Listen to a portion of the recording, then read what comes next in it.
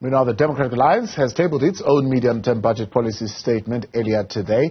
The official opposition says major reforms are required for South Africa to recover from the last reform the reform start by removing state-imposed barriers to growth. GA Member of Parliament on Finance, Dr Dion George, joins us now for more. You can weigh in tonight on the conversation on 072-110-5584.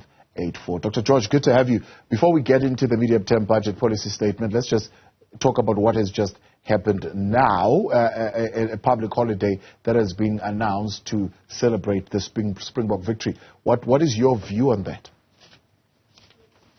Well, I think the President did say that he was going to give South Africa a public holiday, and he's done that. I think maybe my concern would be that that the President has chosen to have an election speech on the back of the victory of the Springboks, when government didn't really have very much to do with the success of the Springbok team, especially if you look at Sports South Africa, etc. So I think that it's very exciting, and we're all very delighted that the Springboks have done so well, and we all celebrate it as a nation.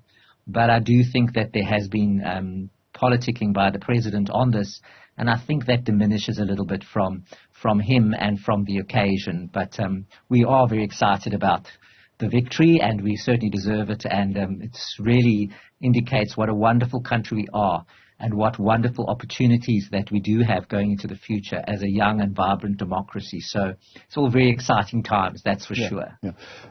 Pulling on that so-called mini-sona that we ended up getting out of that particular speech, of course, it touches on some of the issues that you are raising, of course, in your proposal around what Finance Minister Enoch Godongwana should be looking at. Let's start firstly around the fact that you seem to have the same kind of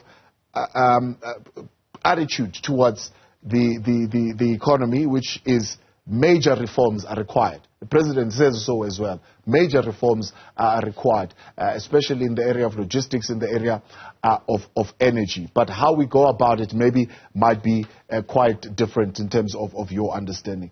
The state still feels, in fact, if you listen to the President, that the provision of electricity is still pretty much going to be a state-run initiative. So they, of course, still believe a state playing a more proactive role in the provision of electricity and energy in the country. You differ from that a little bit. Why? Well, we know that the state-owned enterprises model is not working. And if you look at Eskom in particular, we've seen the spectacular failure, because the fact of the matter is that the lights are off and that we've got never-ending rolling blackouts. And that is the key reason why our economy has not grown. And that is also the key reason why we have a revenue under collection, because the economy is not growing. So it all hangs together. Now, government has been talking about turning Eskom around for 15 years now, and we still don't have any resolution. There is a place for government, and that's to make sure that the regulation is correct and facilitates business to operate. And also, we've got no problem with a transmission system that is government-owned, for example. But certainly in terms of generation, it's very, very important that we have private sector involvement, because we need extra energy in the grid. So what government should be doing is encouraging more energy transmission, more energy generation from the private sector, and then, of course, transmitting it to where it needs to go. So that's what we believe is fundamentally wrong with the model. The state-owned enterprises don't work.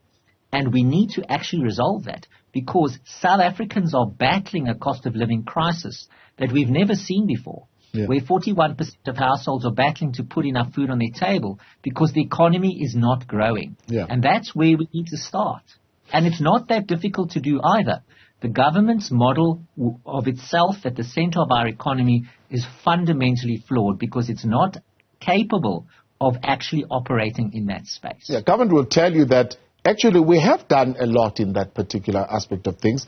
As the President puts out today, regulatory reforms have been initiated and have been enabled a massive increase in private investment in the electricity generation, with over 12,000 megawatts confirmed projects in development.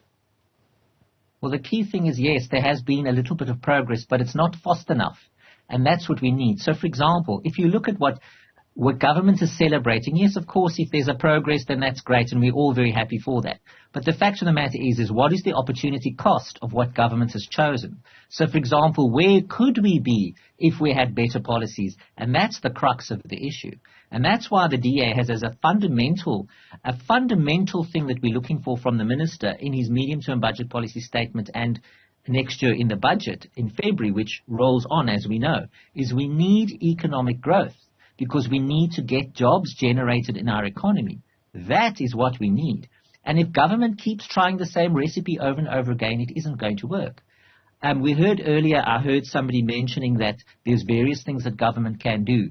So it can tax, or it can borrow more, or it can cut its spending. But it can, in fact, grow the economy. And it hasn't happened because the energy crisis is the one that's holding us back the most. Also, if we look at Transnet, for example, it's basically fallen to pieces. And now government wants to bail it out with 100 billion rand that we don't actually have. And that's the problem. So the minister needs to be realistic, and he needs to make the choices that are required. And the problem there is no political will to do that. And that's where we need to start. So the president can talk about how wonderful things are moving in the right direction, etc. Well, South African households who actually are starving cannot see that. And that's the problem. We cannot carry on like this because the cost of living keeps on going up and people are battling more and more to feed their families. And that's not reason for celebration, that's for sure. Some stakeholders, of course, are looking at the situation and they're looking at the second pillar of what you are raising in your own proposal. Foundations of sustainable economic growth deal with the levels of debt and the persistent deficit spending and deceleration of both foreign and private capital coming into the country.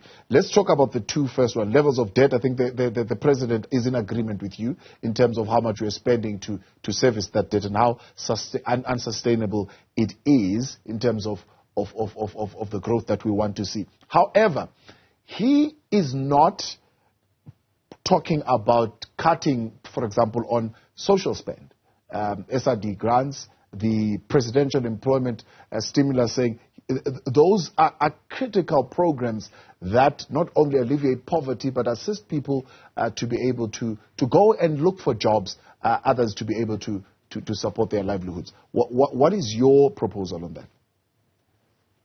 Well, we certainly do believe that it's necessary for government to cut its expenditure because it's spending too much money. Now, if you look, for example, at the growing levels of debt, they actually do need to be repaid. And what's happening now is we're having service delivery that's getting crowded out. So, yes, debt is too high and it needs to come down. And the question is, well, then how do you do that?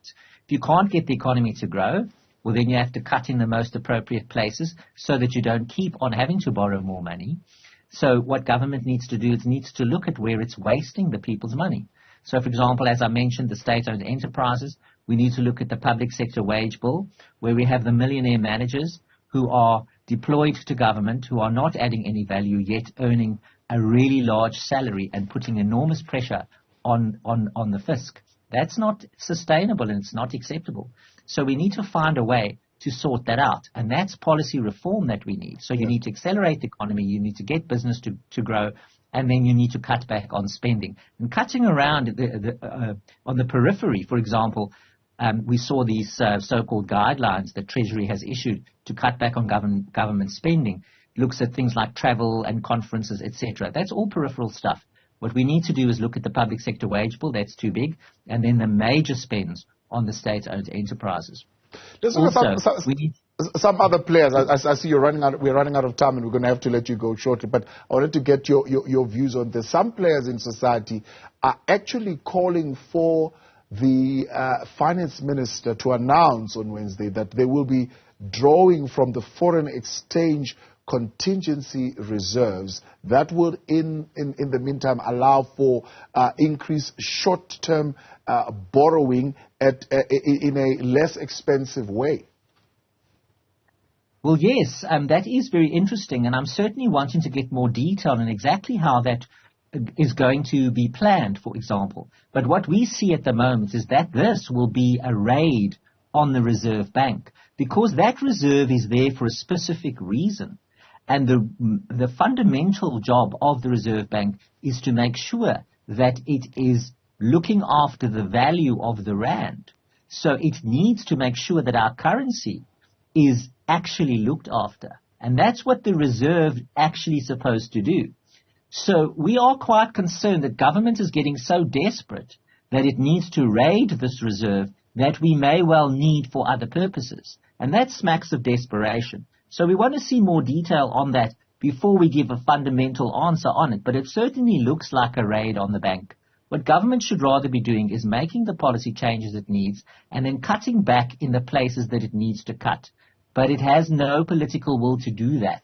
And the fundamental thing that we're going to be looking for on Wednesday is government must demonstrate that it actually cares about the people suffering at the moment, people battling to put enough food on the table. Government sits on its hands because it doesn't care, because it's looking the wrong way. It isn't interested in the pain that people are feeling. It's interested in carrying on with this broken economic model that's never going to work. The state needs to move out away from the center of our economy and actually start doing its job. And until that happens, we will not have a sustainable growth in our country. We will not get the jobs that we need to get generated. And then we might well see the government having to raid the reserves of the bank. That will not be in the interests of South Africa. Dr. Dion George, I appreciate your time. Thank you very much for coming on tonight. Member of Parliament for the Democratic Alliance in the Finance Portfolio.